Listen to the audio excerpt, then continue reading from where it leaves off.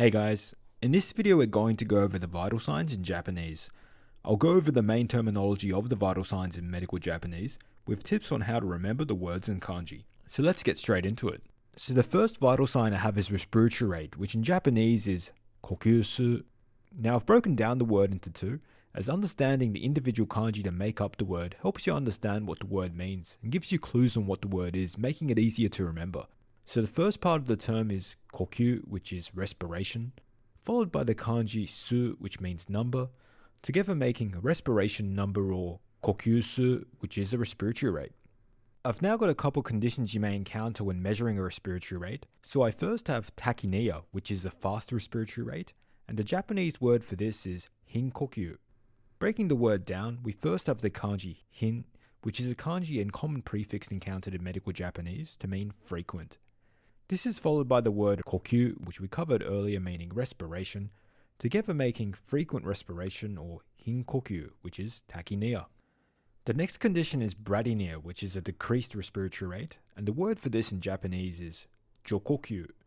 Breaking the word down, we first have the kanji and prefix jo, which means slow, followed by the word kokyu for respiration, together making slow respiration, or jokokyu, which is bradypnea. The next vital sign we have is blood pressure, and the word for this in Japanese is ketsuatsu.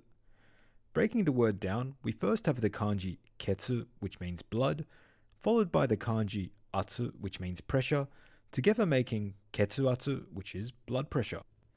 I'll now go over a couple of conditions of blood pressure. So you first have high blood pressure or hypertension, and the word for this in Japanese is koketsuatsu. Breaking the word down, we first have the kanji and prefix ko, which means high, followed by the word ketsuatsu for blood pressure, together making high blood pressure, or koketsuatsu, which is hypertension.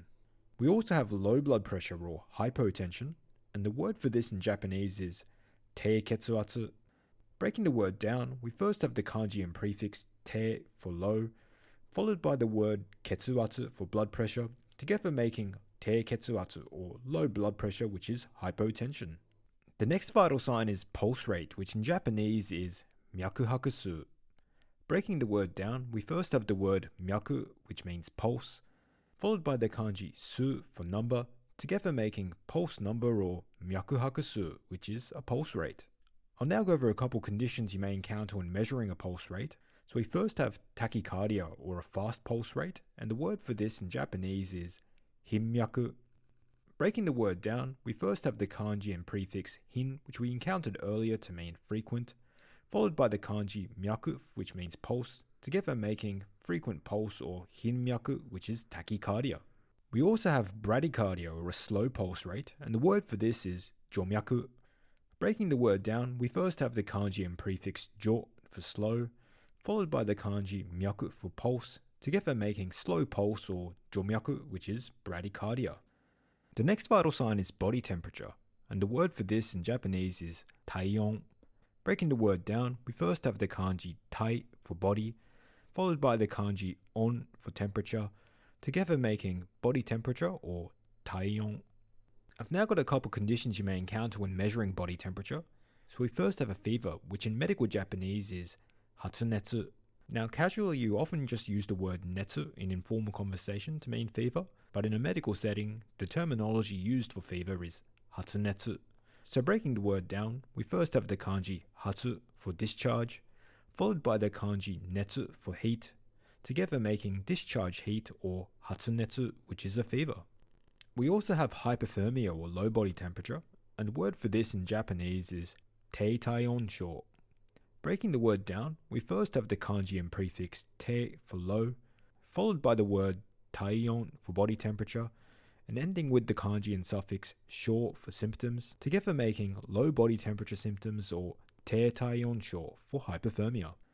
Next we have the vital sign oxygen saturation, or SpO2, and the word for this in Japanese is sanso wa do. Breaking the word down, we first have the word sanso, which means oxygen, followed by the word howa for saturation, and then ending with the kanji do, which means degrees or level, together making oxygen saturation level, or sanso wa do, which is SpO2. And just a condition you may encounter when measuring oxygen saturation or SpO2, you can encounter a low SpO2 or oxygen desaturation. And there's a few ways you can express this, but one way of expressing it is sanso howa do teika.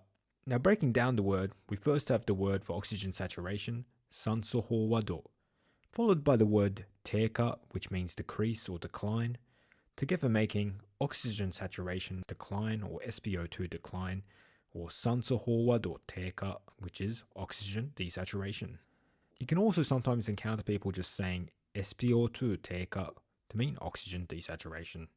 And that's the end of the video. If you'd like more videos on medical Japanese, please subscribe and check out the channel. Thank you for watching.